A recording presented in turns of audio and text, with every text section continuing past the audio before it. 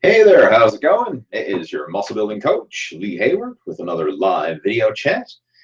And the way this is going to work is for the next half hour or 45 minutes or so, I'm going to be doing a live Q&A video chat. So if there's anything that you would like to discuss with regards to fitness or nutrition, or if there are any challenges that you're having with regards to your muscle building and fat loss goals, please feel free to post those in the comment section, and I will do my best to help you out. All right, so I'm just earlier today I actually asked some people to send in some questions via email. So I have a few questions there as well that I'm going to get started with. So I'm just going to get things underway, and like I say, while I'm doing that, feel free to post any questions or comments or topics of discussion that you would like in the video chat window. All right, so we get Kevin's joining us. Hey Kevin, how's it going? Just want to make sure this is coming through loud and clear. So if you are tuned in live right now, please just let me know that you can hear me and see me and all that good stuff, just to make sure that the audio and the video is coming through clear. If you could do that, I would really appreciate it.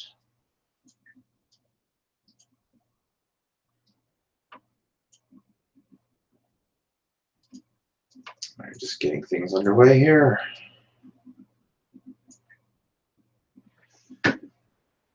All right, good. All right, thanks guys. I think it's coming through loud and clear. All right, there's a lot of questions coming through here now, so I'm just going to kind of just jump in. All right, let's see what we got. Okay,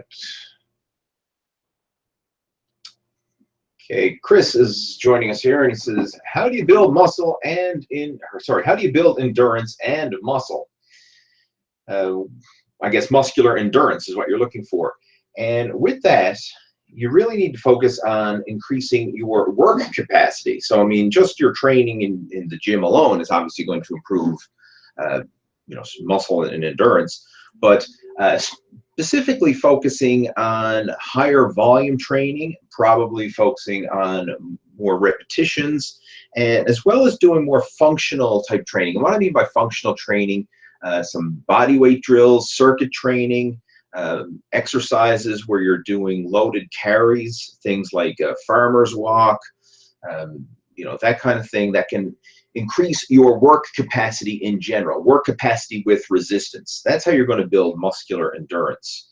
And another little tip that can help a lot is purposely trying to gradually reduce the rest times that you take between sets. So if you're regularly resting, say like a couple minutes between sets, and your main goal is to increase your muscular endurance and conditioning, then try and work into doing lower rest times between sets, and that will build up your work capacity. Now, of course, the downside to that is as you're pushing the volume, as you're pushing the repetitions and trying to cut down on the rest times, it may cut into some of your absolute strength. So you kind of need to weigh the pros and cons. I mean, if you're training for pure strength and power, then taking longer rest breaks will help. But if your main goal is muscular endurance and conditioning, then you want to adjust your workouts according to that. Some good examples of training for muscular endurance, like CrossFit type workouts where you're doing as many repetitions or as many rounds as possible, things like that can help. So, I mean, that's something that you might want to look into if that is your main training goal. Of course, your cardiovascular training can help a lot, especially doing high intensity interval type training. So those are some things that you can work on to help increase your muscular endurance. All right, we got Jose is joining us. Says, can you give me a tricep workout? Because I'm doing triceps today and I want a good pump. Well, I tell you what you should do is head on over to the main YouTube channel, the Total Fitness Bodybuilding YouTube channel, and click on playlists. And there should be, I'm just actually going to open it up for you right there now. There should be various body part workout playlists right there in the YouTube channel. I've created some new ones recently, so I'm just trying to think off the top of my head what are some of the more some good tricep workouts. Do I have specific? Actually, the playlist will be called arm workouts. There's several videos there, and that's usually including bicep and tricep workouts, so you click on that. If you want a more recent one, under the single limb training workouts, I have a full playlist there. there's a complete arm workout, and it covers biceps, triceps, and forearms. Now, obviously, if you just want to focus on the triceps, well, you can do the tricep portion of the workout.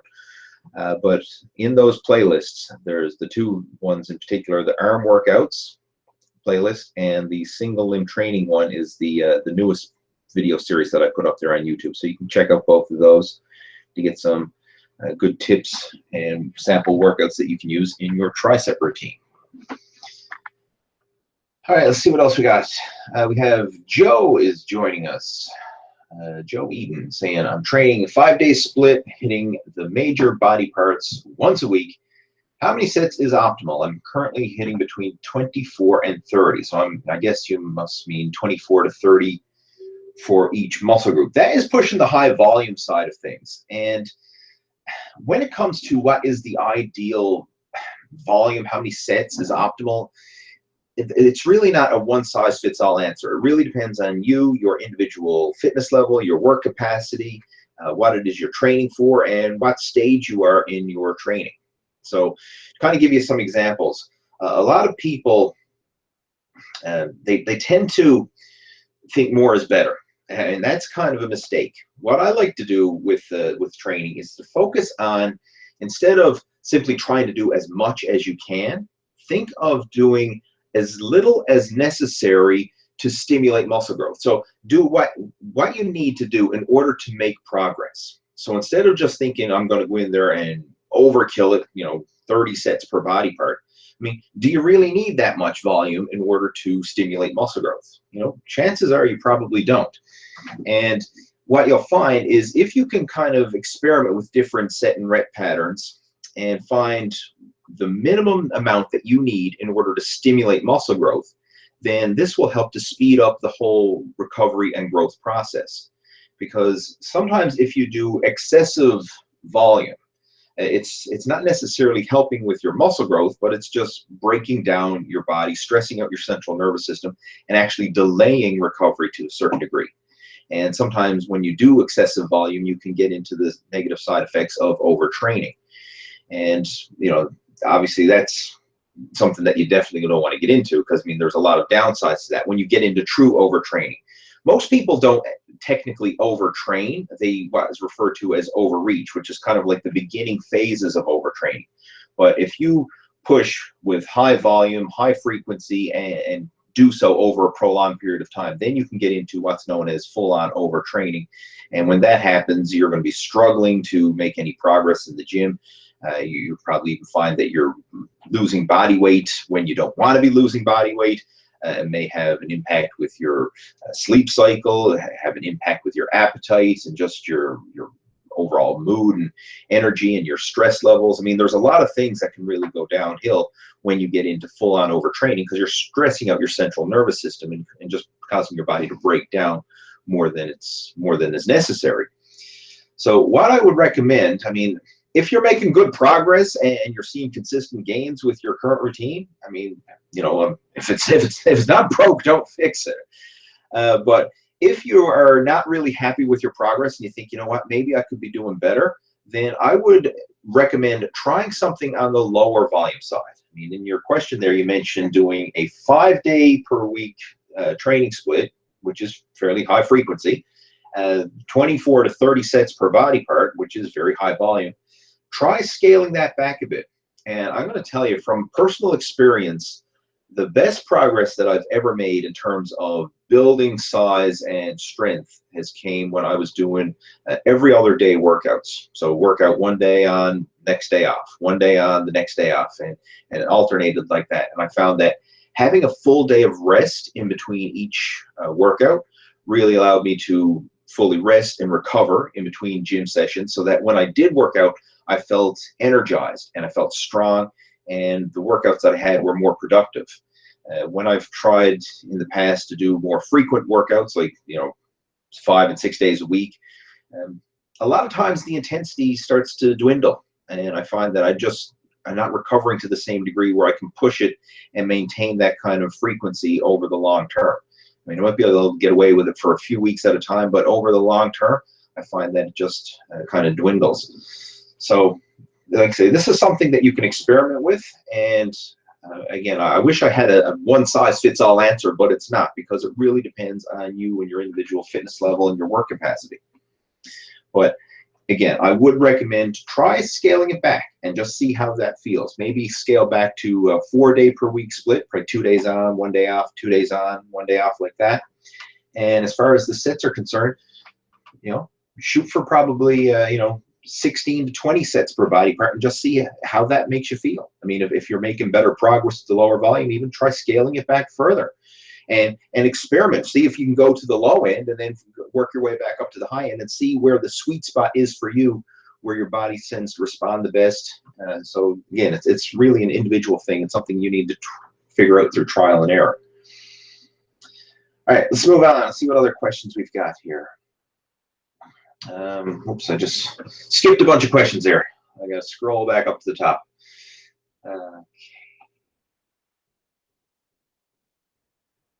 All right, I'll try and run through these a bit quicker because there's a lot of questions coming through. So I'll try not to be as long-winded when I'm answering some of these.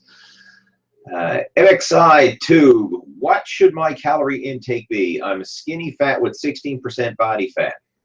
Well, I'm assuming skinny fat, that's an interesting scenario, the whole skinny fat thing, because what is your main goal? Is your ultimate goal to bulk up and be big and muscular? Is your ultimate goal to be lean and ripped? Because that's really going to determine what your caloric intake should be. For most people who are skinny fat, what I would recommend starting with is try and consume a maintenance calorie intake, not really focusing on bulking, not really focusing on cutting, just consuming a good solid maintenance calorie intake and making sure that is clean quality calories, not processed and junk foods and things like that. Make sure you're getting good, clean, quality food in there. And make your main training priority on improving your athletic performance, getting stronger, improving your cardiovascular conditioning, improving your work capacity, and just focus on the physical aspects of your training. And very often what you'll find is as you get in better shape physically, meaning strength, endurance, and conditioning, then obviously your body is going to follow suit thereafter. And if you're consuming a caloric maintenance, not surplus or deficit, just finally maintenance calories, then that will help to improve your body composition, meaning you'll be building lean muscle while burning fat simultaneously. And in fact, I think I have a video up on YouTube. If you just do a search for like Lee Hayward skinny fat, you should be able to find it. And basically offer the same advice that I just did there, but elaborate on it a bit more in detail. But that's what I would recommend for most guys who are in that skinny fat situation. Forget bulking, forget cutting, and make your main priority improving your athletic performance, and you'll find that your body composition will follow in suit as you get in better shape. Okay, let's see what else.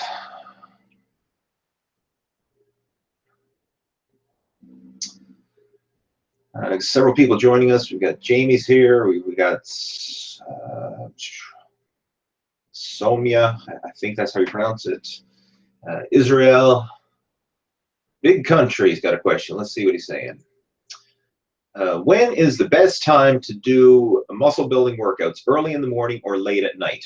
It really depends on your individual schedule and what works the best for you. You can make progress regardless of when you train. And this is something that's a bit individual. I mean, some people are what they call morning people. They just feel good and they have lots of energy and they like to do things early in the morning. Other people are night owls and they they tend to come alive and be more alert at night. So it's not necessarily one is right or one is wrong. It's what works best for you and what works best for your schedule.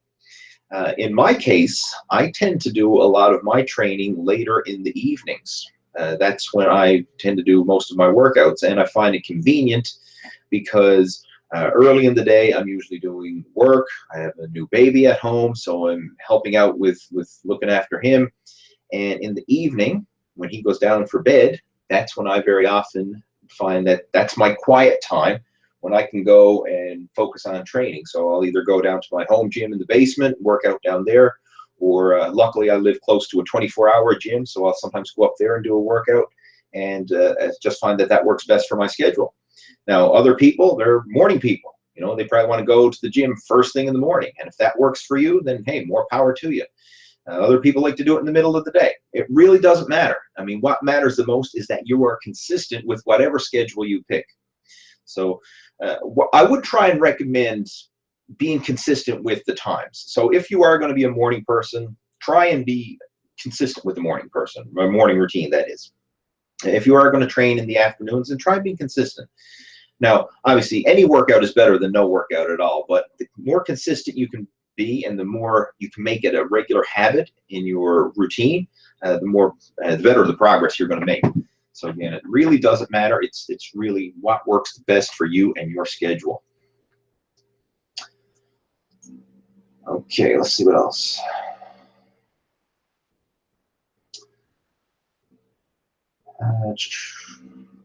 What's the best pre and post workout that you would recommend? You know, I'm assuming you mean supplements by this, and quite honestly, I'm not a big fan of pre-workouts. I've tried several different pre-workouts over the years, but what I keep coming back to, my pre-workout of choice, is a simple cup of coffee. I find that that is just enough of a caffeine pick-me-up to give me some physical and mental energy to go to the gym, but it's not overkill. And that's one of the things I find is a downside to a lot of pre-workout supplements, is especially as they're getting into, you know, the supplement companies are battling with one another, trying to make theirs stronger and more potent than the next guy's. And then you're seeing like they're just making the amounts of caffeine and the amounts of stimulants and stuff like that sometimes outrageous. And I find that it can be overkill. So I like to keep it simple. And for me, a cup of coffee, that is my favorite pre-workout of choice. And I actually have some videos on YouTube. If you want to, like, you can just do a search for like Lee Hayward pre-workout, and you should see the videos that I have made about that. As far as post-workout nutrition, my favorite post-workout is simply to have a solid food meal. Now, I know some people like to have a post-workout shake, and there's nothing wrong with doing that. But I like to focus on solid food primarily. That's what I do personally, and that's what I would recommend for the majority of people. But if for some reason that, like, you do a workout and you probably don't have access to solid food right after, or maybe you're busy and you don't have time to eat a solid food meal, that's when a post-workout shake, like some sort of protein and carbohydrate shake, can come into play. But if possible, I would recommend having a solid food meal after your workout. And I like to schedule it that way because I find, you know, doing the workout in the gym helps to stimulate my appetite, and I feel very comfortable after I have a good solid food meal after training. And that's when I try to consume the majority of my carbohydrates. You know, have a good serving of starchy carbohydrates right after your workout to help aid with recovery and growth. All right, let's see what else we got. We have Kevin is joining us. How lean should someone be before starting a lean bulk? I mean, anybody can. Well, let's look at it this way. Obviously, I wouldn't recommend someone bulking if they have a lot of excess body fat. I mean, if you are, you know, literally you can see a roll of fat over your midsection, then no, you should not focus on bulking. You should focus on, you know, losing that fat. But if you are, you know, somewhere around 15% body fat thereabouts, you know, that would be a good area to focus on, I guess, lean bulking. The thing with body fat percentage is it can be, you know, misrepresented because it depends on the way that you measure your body fat, and different forms of body fat testers can give you different readings. If you're using like a skin fold caliper, that tends to give you a lower percentage compared to some of the other forms of body fat testers, like an electronic body fat tester, or maybe like a DEXA scan, or some of the other more advanced forms of body fat testing. So what I recommend is you should be, if you want to focus on bulking up, you should be relatively lean. I mean, ideally, I'm not saying you have to be shredded with six-pack abs or nothing, but you don't want to have excess fat hanging off your gut. I mean, if you got a spare tire around the midsection, then obviously focus on losing that first before worrying about bulking up. But, you know, that's the general rule of thumb right there. And when it comes to lean bulking, I mean, there's different ways to go about this, and I'm actually in the process of putting together a program that focuses on lean bulking, and it's referred. I'm not going to get into a whole lot of detail about it now, but it's something that you're going to see very soon, and it's something that I've been working on for quite a while. But it's kind of geared towards people who want to bulk up without gaining a lot of excess body fat, because that's one of the downsides to a traditional bulk up program. I mean, unless you've got a very fast metabolism, what often happens is people will end up gaining at least like maybe 50-50 body fat to lean muscle, or in some cases they're just gaining more fat than they are muscle. So yeah, you'll bulk up and fill up your frame and put on weight, but it's not quality weight. So again, that can be very tricky for some people. And one of the best things I can suggest when it comes to a lean bulking program, treat your bulk like a fat loss cutting diet.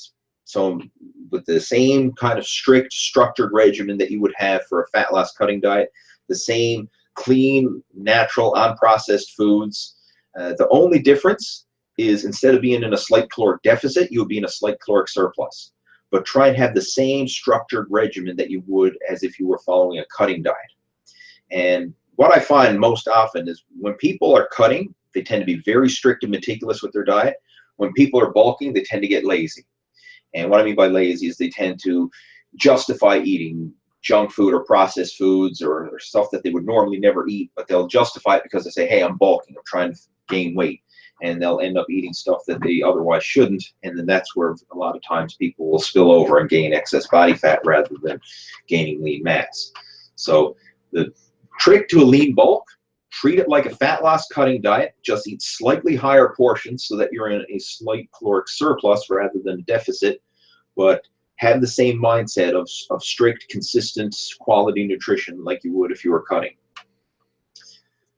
All right, let's move on. Jamie's got a question saying, just getting back to the gym after a year layoff, how should I approach it? Just like a beginner. I don't care how experienced you were back before when you were training consistently. If you've been out of the gym for a full year, then your body is deconditioned and you need to start off just like someone who's brand new, never worked out before. So what I would recommend is maybe like a 3-day per week total body workout. And in fact, I have a total body workout for beginners right on the main Total Fitness Bodybuilding YouTube channel if you want to check that one out. And I would recommend starting there. Just get used to going back to the gym. Just go through the motions with your workouts and get your body, build up your conditioning, your work capacity, and your fitness level, and do so easily and do so gradually. A big mistake that a lot of people make is once they start working out after a layoff, they come back and try to do too much too soon. And this is a mistake because what's going to happen is you're going to burn yourself out. You're going to end up making yourself excessively sore and just breaking down your body faster than it can recover. The best thing to do is just take it easy, take it slow. None of this like 2-hour workouts or anything like that. Just go into the gym, half-hour max, go through like a little total body workout, leave. Let your body rest and recover. Do the same thing a couple days later. And over the course of several weeks, just gradually build up your training volume, build up your work capacity. And then, after you've been doing a total body workout for about 6 or 8 weeks, then maybe you can move to a bodybuilding split routine, basic split where you're probably doing upper body one day, lower body the next. Do that for another 6 to 8 weeks. And then once you feel you're ready to progress from there, you can move into like a 3-day split routine where you're probably doing like chest, shoulders, triceps one day, back and biceps the next, and legs and abs the following day, and gradually build it up over time. But again, patience and consistency, that's what you want to focus on, and not doing too much too soon. Because if you go in and do too much too soon, again, you're just making yourself excessively sore, like I mentioned, but it takes the wind out of your sails. Because, I mean, when you start back, you're probably all excited and motivated to work out, and then if you're always painful and sore and tired and achy from pushing yourself too hard, it just kind of demotivates you. And that's why very often you see people join the gym full of piss and vinegar, full of, all fired up to get in shape. And then, within a month, they're quit and they've given up on their goal of working out because it's just too demanding. They make it too big of a project in their mind, and they're doing too much too soon. So again, you need to pace yourself and treat yourself just like a beginner. All right, moving on. Let's see what else we have. A couple other people talking about that, saying they haven't worked out for a while. So again, regardless if your layoff has been a full year or a few months or whatever, anytime you're coming back to the gym after a significant time off, treat yourself like a beginner and build yourself back slowly. And the cool thing about it is, what you'll find is you can regain lost muscle and strength a lot quicker the second time around than it took you to gain it the first time. So that's what's referred to as muscle memory, and that is a fact. I mean, if you were in a you had a previous level of fitness at one time, then you took some time off, you will get back to that previous level of fitness much quicker the second time around. It's easier to regain lost muscle and strength than it is to gain it in the first place. All right, just grab a sip of water here. All right, Ben is joining us, and he says, I had a lower back injury that prevented me from ever attempting deadlifts. I received an all clear recently. What preliminary exercises do you recommend to build up a weak lower back beforehand? Okay, if you can do so, I would recommend things like hyperextensions. That's probably my all-time favorite lower back exercise. But even just back exercises in general, rows, pull downs, even things like that can help to build up your back overall. Doing a lot of abdominal work can help to strengthen your entire core as well as your lower back. But if I was going to do isolation work for the lower back, hyperextensions would be my personal favorite. And you can even do deadlifts, but just start off ridiculously light. And what I mean by that is even just deadlifting the empty barbell and going through the motions. Just get started doing that, and then build it up slowly. Like, I know it's kind of embarrassing sometimes to be going through this, but literally, I would recommend for your first workout, just do multiple sets with the empty barbell, going through the motions and getting comfortable with the exercise. And then after that, like, put a 5-pound plate on each side, go through the motions, get comfortable with the exercise, and then literally just progress like that, workout by workout, just upping the weight by 5 or 10 pounds per workout until you're up to, a reasonably heavy weight for you. But try not to push it too hard too soon, because again, if you've had a previous back injury, then it's probably going to be vulnerable to being injured again. And re-injuring a previously injured body part can sometimes be worse than the initial injury. So you want to really play it safe and be extra conservative and extra cautious. And another tip that I will give you is, when it comes to back training in general, especially if you're working around an injury, stop your sets short of failure. The whole idea of repping up to failure is not necessary in order to stimulate muscle growth. I mean, you can still make good progress and have, great results in the gym by stopping your sets short of failure. And for someone who has, injuries and things like that, that's a safer way to go about it, because what you'll find is, if you stop your set short of failure, that's not going to hinder your progress whatsoever. I mean, you'll be able to go back to the gym for your following workout and continue to train normally, no problem. But if you push yourself to failure and beyond and end up pulling or straining something or getting injured, then that is definitely going to set your progress back. And there's nothing going to slow your gains down more than an injury, especially if it's a serious injury. So that's why injury prevention is so critical when it comes to making long-term progress.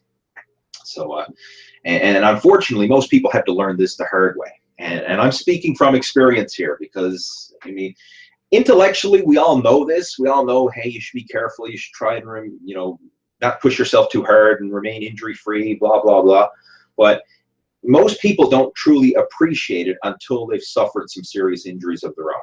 And then that's when it's kind of like a smack in the face and the light bulb goes off, and hey, I really do need to look after myself. I'm not invincible like I thought I was. And I see this a lot with young guys in the gym. They're pushing themselves, training to failure, way too much weight, a lot of times using sloppy form, cheating and swinging the weight up. And because they've got youth on their side and they've got healthy joints and tendons up to that point anyway, they're getting away with it. But as you get a bit older, there's a bit more wear and tear on your joints, tendons, and ligaments, and you continue to build up the weight and training heavier and heavier. Eventually something's got to go, and that's when the injuries happen. And a lot of times it can be multiple injuries happen very, like one right after the other, and that can really screw you up big time. And again, I'm speaking from experience, because when I was younger, I used to push myself way too heavy. And not that I purposely tried to use poor form, but I wasn't always super strict with my form. And it did catch up with me. And I've had my fair share of injuries over the years. And my training has changed like totally since then, because obviously injury prevention is the key to longevity in this sport. All right, so let's see what else we have. Hazim, I guess is how you pronounce it, H-A-Z-I-M. Hazim says, would you recommend bulking for endomorphs? Generally, no. If you are a true endomorph, meaning you're constantly struggling with losing body fat, I wouldn't recommend bulking in its pure sense. But you can still focus on building lean muscle. Like, you can build muscle without bulking, right? Just simply focusing on improving your fitness level, improving your strength, your conditioning, focusing on that athletic performance aspect of your training, and following it up with proper nutrition, you can still build lean muscle while burning body fat at the same time. And I kind of mentioned this in one of the previous questions before. I think when someone had a question about being skinny fat, the same kind of principle applies. Instead of trying to purposely bulk up and gain weight on an already overweight body type, focus on improving your body composition. And you do that by improving your athletic performance, strength, conditioning, and working on that aspects, and following it up with proper nutrition. And as long as you do that, you'll see your body composition change, meaning you'll be gaining the muscle while losing body fat simultaneously. And that can happen. I know a lot of people think that you have to be either bulking or cutting, but you can actually do both simultaneously if you are training properly and following a proper nutrition program. Okay, another question here, Mr. Ferdinand. It says, what's butter eating fat-free foods or sugar-free foods? What's butter eating fat-free foods or sugar-free foods? I think he means what's better. What's butter? That's what it's there. It says what's butter, but he means what's better, eating fat-free or sugar-free. I'm going to say neither, because most of the time when you're getting into fat-free / sugar-free, it's usually a pre-packaged processed food.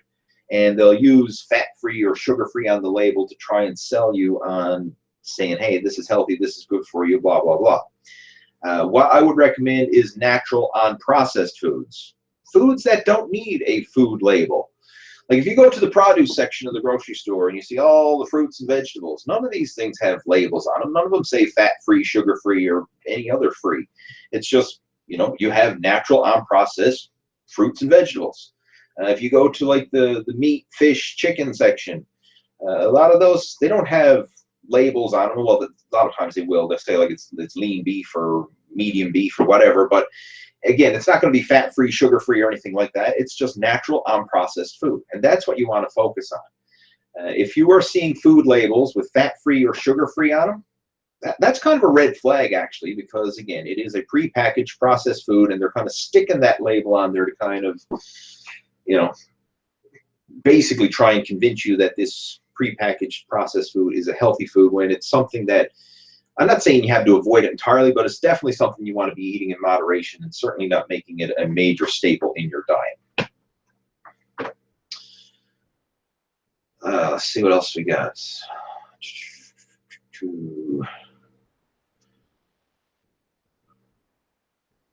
Oh, people are talking about my banana computer. I guess you can you see that? Hang on now. I'll show you that. If you have children at home and you happen to watch Curious George, you know, the Curious George, the monkey, and the man in the yellow hat. He has a laptop, and of course, on his laptop, it's not an apple, it's a banana. So my wife actually stuck that on the computer as a joke there, and I left it there because I just happen to like it. And my son Harvey, who's 9 months old, he's a big fan of Curious George, one of his favorite cartoons. So we happen to see that quite frequently. So yeah, there it is, my banana computer. Works much better than an apple, doesn't crash nearly as much.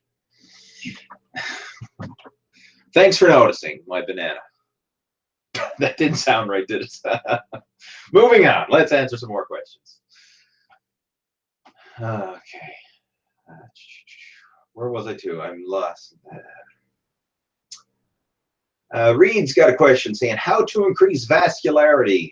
And if I'm not mistaken, I actually have a YouTube video dedicated to exactly that, increasing vascularity. First off, you need to realize vascularity is determined by your genetics to a great degree. Some people are more vascular than others. And another thing that's going to determine vascularity is your level of leanness. The leaner you are, the thinner your skin, the more likely you're actually going to see the muscle definition in the veins, you know, underneath that skin. So obviously losing fat and getting lean is the #1 thing that you can do to increase vascularity. But a lot of it is going to have to do with your genetics, like I mentioned before, because let's look at competitive bodybuilders, you know, who are in their peak contest condition.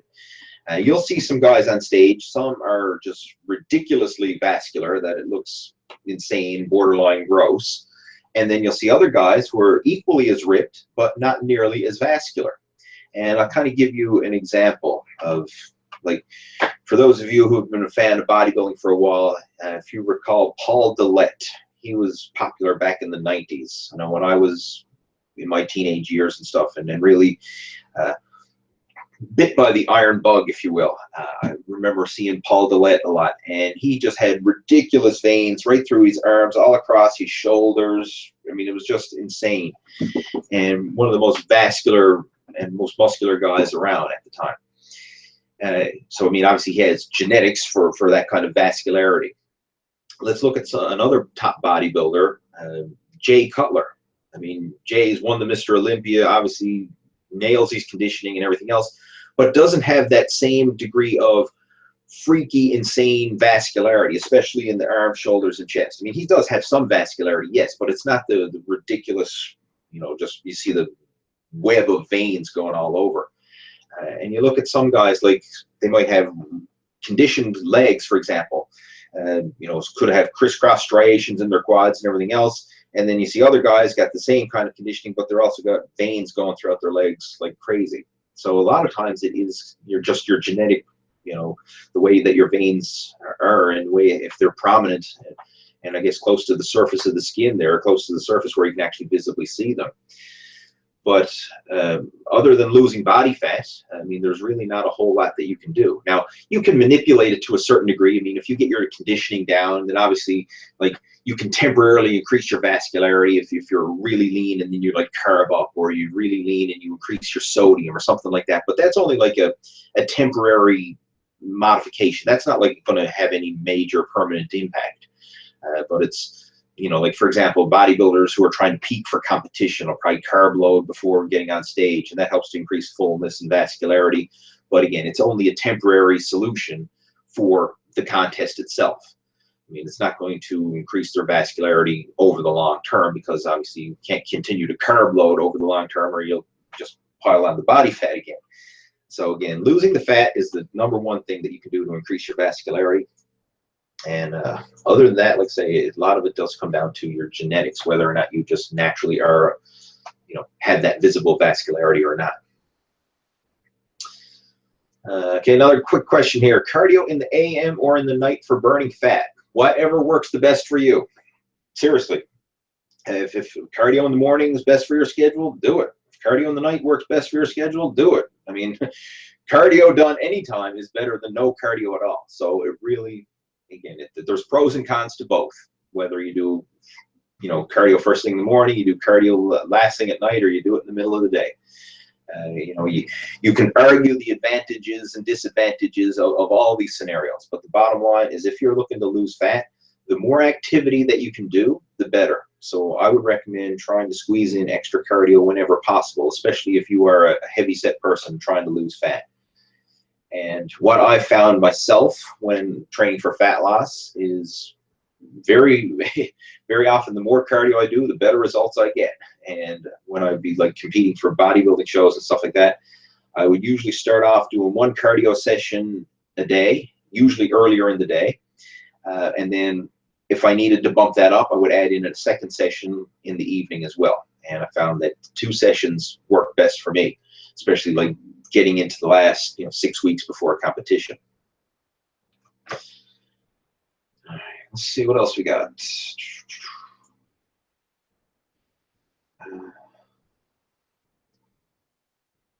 This is an interesting question. Sam's got one saying, how will I know when I've worked a muscle group properly? Should I feel sore? Should I feel a pump, etc.? And this can be confusing because sometimes you don't necessarily have to feel sore, or you don't necessarily have to have a crazy muscle pump in order to make progress. The best thing that I can suggest for monitoring your progress is your strength gains over the long term. If you are getting stronger in an exercise, then that's generally a good sign that you're training it productively and you're building muscle, building strength, and making progress. These things, feeling soreness, feeling a pump, I'm not saying that they're not valuable feedback, because it still is feedback, but it's kind of subjective feedback. And when it comes to soreness, that is very misleading, because generally speaking, the people who experience the most muscle soreness are people who are deconditioned and out of shape. For example, if you take someone who's brand new to the gym, a beginner, never worked out before, and just have them do even a modest workout routine, chances are they're going to be painfully sore the following day.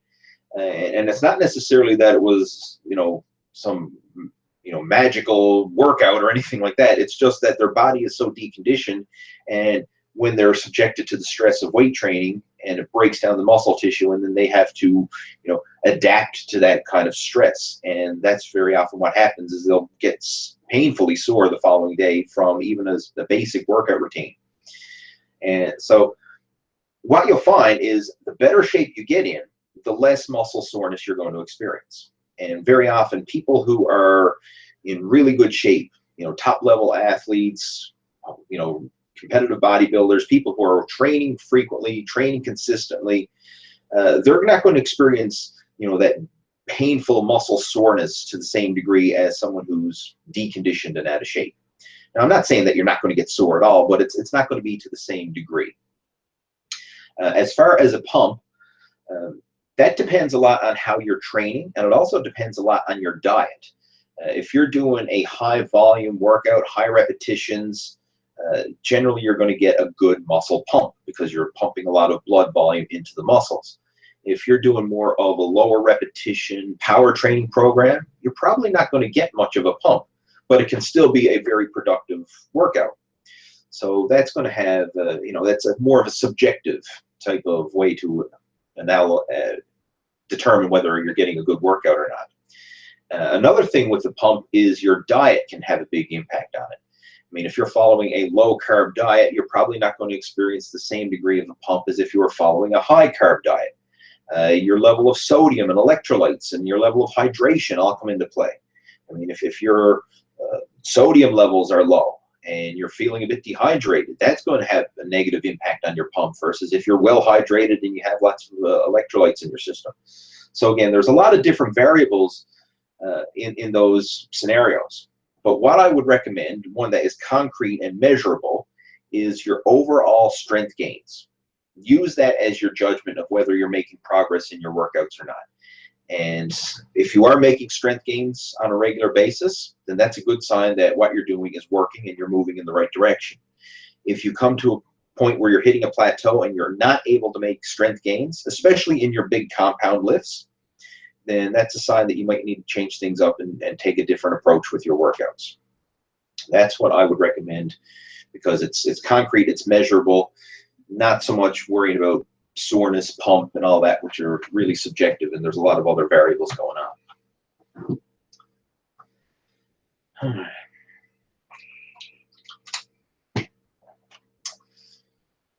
Okay. Scrolling through here, see what other questions are coming through. There's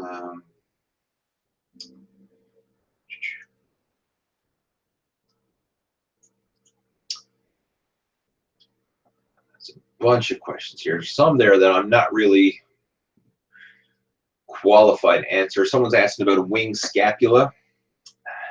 You know, quite honestly, that's kind of like a condition that I would recommend to see a good physiotherapist or someone who can work with you personally. That's something I don't really feel qualified in answering. So I'm just going to move on from that. Michael's got a question here. Why do I get shin splints after running? That is very common, and a lot of people, especially if you're not used to running, or if you are a heavy set individual, then you can very often get shin splints, and that is the painful, sharp pain in your shins. I mean, people call it shin splints, but that is what it is. It's a just painful sensation in your shins, and it's due to the impact of running. Now, there's a lot of things that could be causing this. Your running technique is one. Your footwear that you're wearing, if it doesn't provide enough cushion or support for your feet. Again, if you're heavy, meaning you're overweight, and when I mean overweight, it could even be muscle weight. No, not necessarily overweight in terms of just excess body fat, but if you just have a lot of weight on, then that's a lot of impact. I mean, if you look at people who are successful runners, competitive runners, they tend to be people who are very lean and very, height to weight ratio is very lean and athletic. They're not heavy set by any means. So obviously the leaner and slimmer you are, the easier it's going to be for running. Your running technique, again, that can have a big impact on it. And if you are new to running, then you're probably going to experience shin splints more, and you want to just build yourself up to it gradually. I mean, I wouldn't recommend someone who's never ran before to all of a sudden try and go out and do a long run. I would recommend building up your running gradually. And how a lot of people do it is they alternate walking and jogging. So they might, jog for 30 seconds, walk for a minute, jog 30 seconds, walk for a minute, and do that. And then gradually, over the course of several workouts, several weeks, build it up so that they end up jogging more and walking less. So, I mean, if you start off, like, say, a minute walk, 30-second jog, then gradually build that up, say, a minute walk, 45 seconds jog, and then a minute walk, a minute jog, and then even try and build it up to the point where you're actually starting to do more jogging than you are walking, until you get to the point where you're doing a full-on jog. And then once you can do a slow, steady jog, then you can gradually build up the pace and actually get into, running. But it's something that you want to build up slowly and progressively. And a lot of times when people are experiencing shin splints, it's because they're doing too much too soon. They're placing too much strain on their body faster than their body can adapt and accommodate to that stress of running. So slow it down and take it easy and build it up gradually. Another thing that can help as well is alternating different forms of cardiovascular exercise. So instead of always running, maybe one day go for a run, the next day ride a bicycle, next day go swimming or do cardio machines at the gym, or vary up the cardio that you do, and this will help to prevent repetitive movement patterns and repetitive joint strain. And I'd like to do this myself. I'll mix up my cardio not only to keep it fun and interesting, but it prevents that repetitive movement pattern and repetitive strain on the joints, tendons, and ligaments. Because again, if you're constantly doing high impact running day after day, that does take wear and tear on your joints, especially if you are a bigger individual. So it's nice to kind of like alternate that with lower intensity, or not necessarily lower intensity, but lower impact cardio, so that you can give your joints, tendons, and ligaments a break and still get a good cardio workout. All right, let's see what else we got.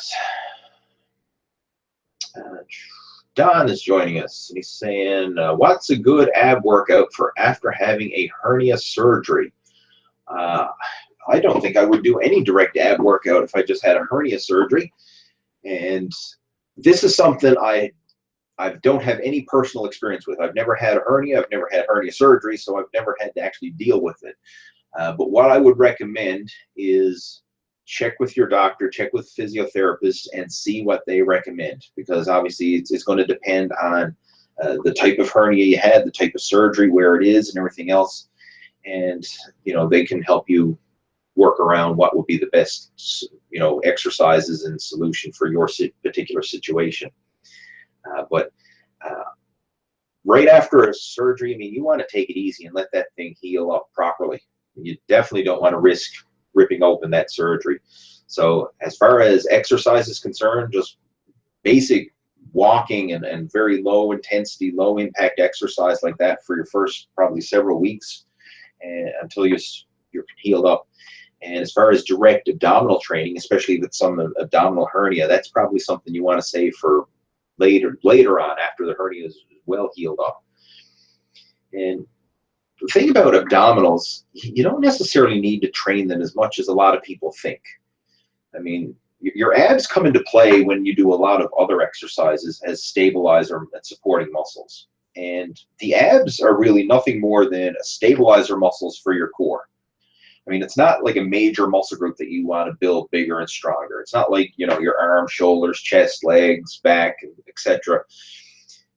As long as your abs are strong enough to support your core, then that's really good enough. I mean, I'm not saying you don't want to train your abs, but it doesn't have to have the same priority that a lot of people emphasize. And I think the big thing with abdominal training is people still have in their mind that the more abdominal training they do, the leaner their midsection is going to get. And that doesn't necessarily carry over. I mean, you can't spot reduce body fat by simply doing more abdominal work. And I mean, the best way to lose body fat is just to expend more calories, more cardio, more training in general, and of course, follow that up with proper diet so that you burn body fat, and thus you'll lose the fat from all over, including your midsection.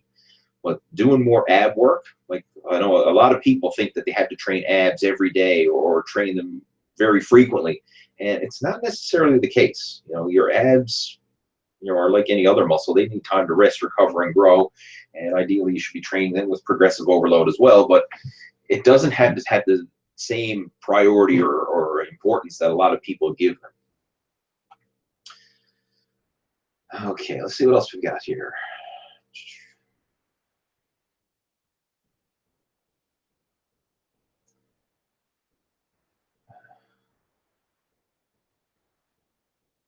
Okay. Let's just see. Skimming through a few questions here. There's some just discussion amongst the viewers here.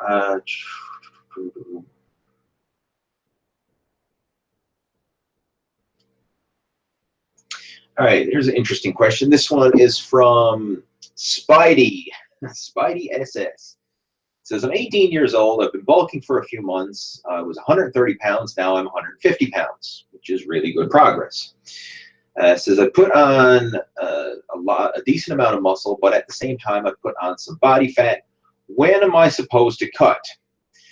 You don't necessarily have to, quote unquote, cut in order to, lose the body fat. What I would recommend is cleaning up your bulking program. So obviously, you have a set program in place now, set program of training, set bulking, or set program of eating. Focus on making better quality food choices. Maybe scale back your calories a bit, especially if you're eating a lot of processed or junk food or foods that you shouldn't be eating. If there's any of those foods in there, try and scale those back and replace them with natural, unprocessed foods whenever possible. And bump up your cardio. A lot of times people avoid cardio when bulking, thinking that, cardio is going to help or going to cause them to burn up their muscle. But cardio is a great supplement to weight training, and it can help you make leaner gains. So I think if you just focused on cleaning up your diet and just increased your cardio, and again, it doesn't have to be crazy. I mean, even if it's just, 20 minutes of cardio at the end of your weight training workout, something as simple as that, that can help tip the scales in favor of leaner gains and help to trim off some of that excess body fat that you put on. And without actually going into a full-on, calorie deficit cutting program, because you don't necessarily want to do that. I mean, you're at 18 years old. You're in your prime for growth, and following a strict cutting program at this stage can hinder some of your natural growth. And so I would recommend avoiding serious cutting as a teenager, at least consume calorie maintenance or above in order to allow your body to grow and to maximize the gains that you can make in this stage. I mean, the muscle gains that you make as a teenager are some of the best gains that you'll ever make.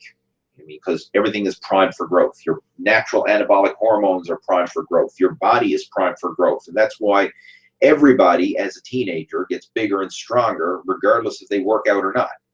And I mean, prime example of this, if you take someone who's 13 years old and you compare, someone who's 19 years old, everybody makes progress. Everybody gets bigger and stronger from the time that they're 13 to 19, whether they're in the gym or not. It's because your body is just changing. It's maturing. It's growing. It's going through puberty. And there's a lot of natural growth that happens during that time. And I think you want to maximize it, especially if you're into bodybuilding. You want to maximize that by at least consuming a caloric maintenance or a slight caloric surplus, and not limiting that natural growth by following a strict cutting program. All right. Okay, let's see what else we've got.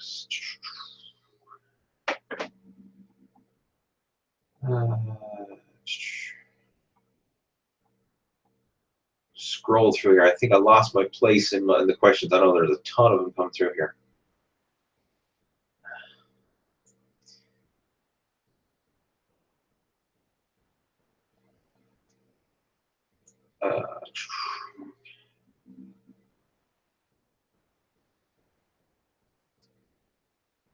I'm just skimming through some questions here now, try and see some good ones. Someone's saying, I just got some B12 supplements for water. How should I drink it? When and how much is needed per day? More often than not, if you have a B12 supplement, it should have a recommended daily amount right on the label of the supplement. I think most supplements recommend, I could be wrong on this, but I think it's somewhere around 1,000 micrograms of B12. It's pretty typical. I'm not 100% sure now. I'd need to double check on that one. But when it comes to vitamin supplements, a good general guideline is follow whatever is on the nutritional label. I mean, most often they'll give you a guideline to follow, and that will put you in the ballpark for what you need. I mean, a lot of times people make it more complicated than it needs to be, but follow the label. And as far as vitamins are concerned, the cool thing about B vitamins, it is a water-soluble vitamin, so again, you can have that on an empty stomach if necessary. You don't necessarily have to eat it with food because, again, it's water-soluble, so it doesn't need dietary fat to be absorbed. And, just take it once a day. That's what I would recommend, and follow the label. Don't make it any more complicated than that.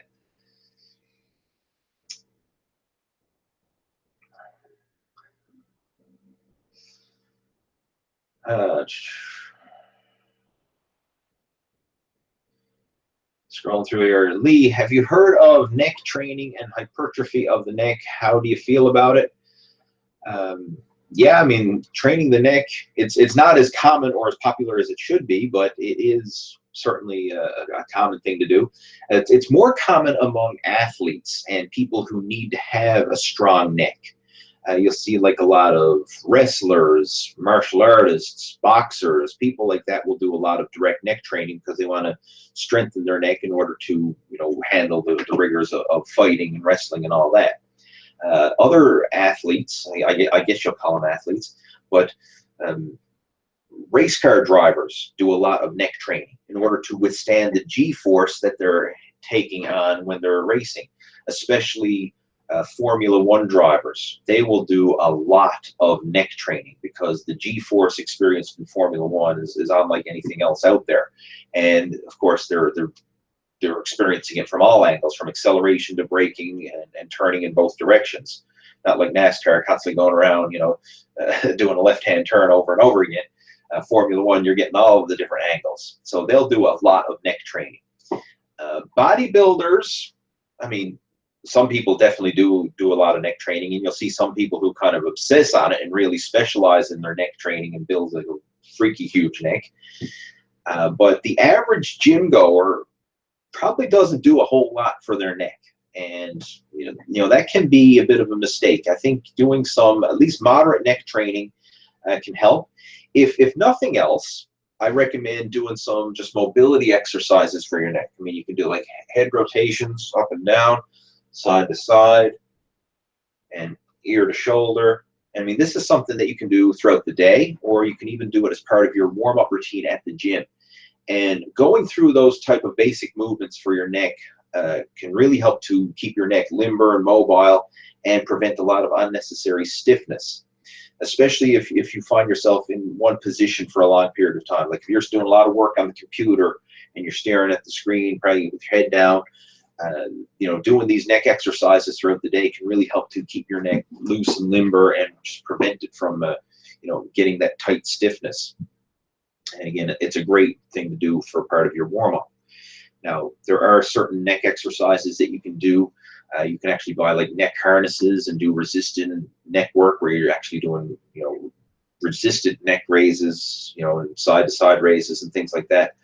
And they can be beneficial, but a lot of people don't focus on neck training, and I think that it can be a mistake because the neck is so important, especially if you get to the point where you ever get a neck injury. Then you realize just how important it is.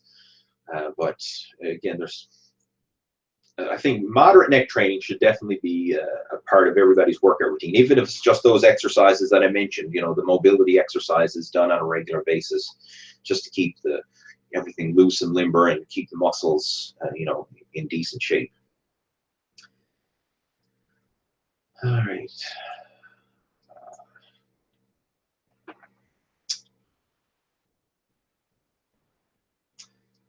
Michael's got a question saying, how long does it take to lose muscle if you're not working out? That really depends on how long of a break you take. I mean, a short break, 1 to 2 weeks or something like that, you're probably not going to see any noticeable change. And in fact, sometimes that can actually be beneficial when you take a short break from working out, because it can very often help to give your body time to rest, recover, and grow, especially if you've been following a very rigorous program. But if you take an extended period of time off, like a month or more, chances are you're going to start to see your body decondition somewhat. That would be, generally speaking. I mean, if you're taking a few weeks off or more, you're probably going to see some sort of deconditioning. And obviously, the longer you take away from the gym, the more deconditioning that you're going to notice. But as far as like getting back into your regular routine, if you only took a short break, you shouldn't really decondition to the point where you need to start off like a beginner again. But if you've taken a few months or more out of the gym, then you need to actually start back just like you would if you were brand new and build yourself up gradually. But I actually mentioned this earlier in our video chat that the cool thing about regaining lost size and strength is you can gain it the second time around much faster than it took you to gain it the first time. All right.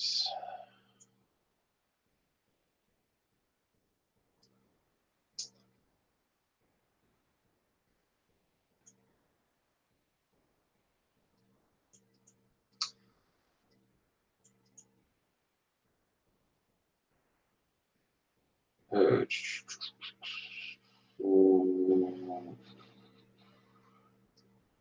lot of just going through here, see if there's some questions. There's a lot of discussion amongst yourselves, which is cool.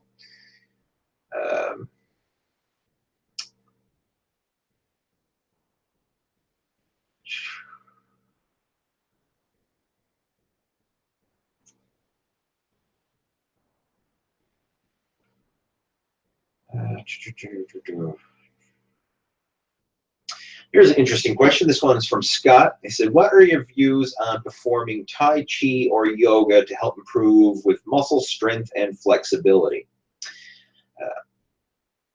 I personally don't do either Tai Chi or yoga, but I do my own stretching routine, which is kind of, I guess, a modified version of yoga, if you will. But I like the contrast of high intensity exercise and low intensity exercise. I find that's a good balance.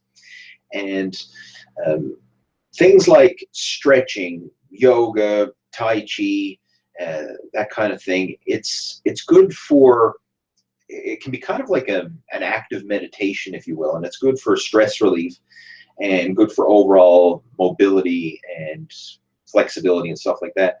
But it's a good contrast from the rigors of strength training, because what you'll find is high intensity weight training, you know, it can burn your system out, right? It stresses your central nervous system, stresses your adrenal glands, and again, it places a lot of stress and demands on the body. When you do low intensity exercise, I mean, even if it's just getting out in nature and going for a walk, or if it's, you know, doing a stretching routine or something like that, it just gives you a chance to slow everything down, you know, to breathe deeply, to relax, but you're still moving your body. And think of it like active recovery. And it's a good contrast, you know, the slow, easy, gentle exercise with the hardcore weight training exercise. The combination of both of them is just a good, healthy balance for overall fitness.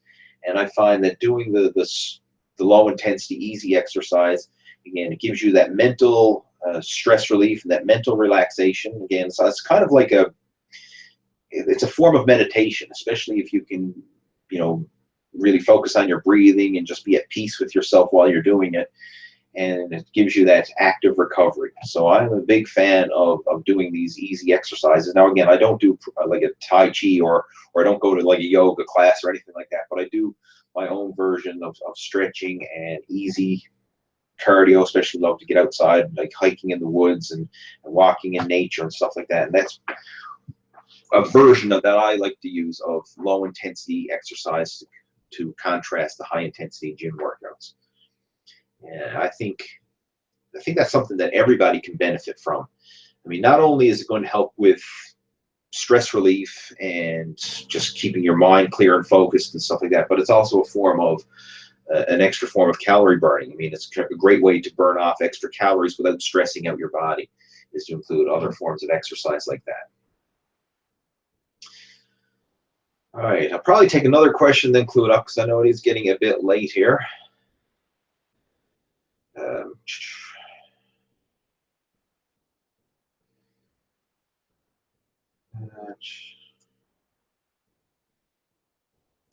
I got a question here asking about intermittent fasting. I actually talked about intermittent fasting during my last video chat, and I think I'm going to actually make a video, a proper like instructional video outlining intermittent fasting and my personal opinions and experiences with it, because there's definitely something to this, and I've been experimenting with intermittent fasting over the past several months, and I really enjoy it. I think it can be, you know, it's a simple way to eat, but I think it's very beneficial, and there's a lot of health benefits to fasting.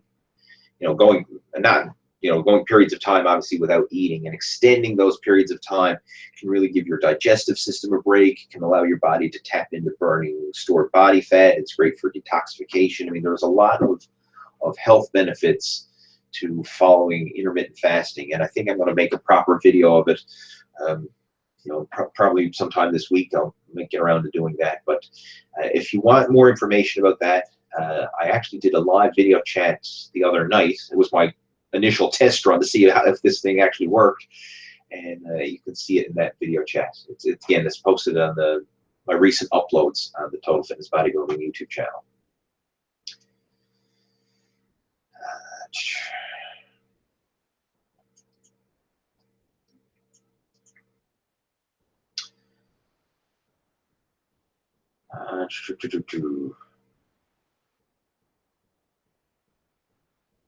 Scrolling through here, see what other questions I can get.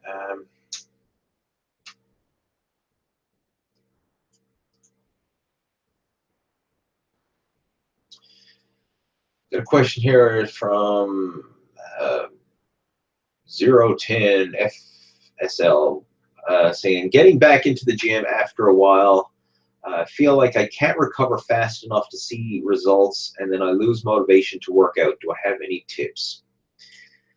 from the sounds of it, you're simply trying to do too much too soon. And I think scaling back your workouts, scaling back the volume, the intensity, and the frequency, and just kind of going through the motions and actually enjoying yourself in the gym can help a lot in this situation.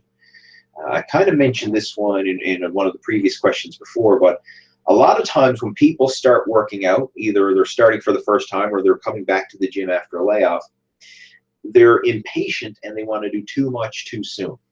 And that can be a mistake because your body can only recover so fast. And if your fitness level and everything else is not at its peak, then obviously your recovery is not going to be at its peak, and your work capacity is not at its peak, and you're operating from a deficit, right? You can't recover and operate at your full potential. So you need to start off small and scale things up gradually. And I think if you just make the task of going to the gym, make your workouts and all that just smaller and simpler, and instead of going into the gym with the mindset of trying to kill yourself with a ball busting workout, just have a simple little routine that you follow that is actually easy to do. You can complete that workout feeling strong and energized and not feeling too exhausted afterwards, but just do that little simple routine consistently. Probably have it like every other day routine would be an ideal one for someone getting back to the gym. So just go in there every other day, do that simple routine, feel strong, feel energized, leave it at that.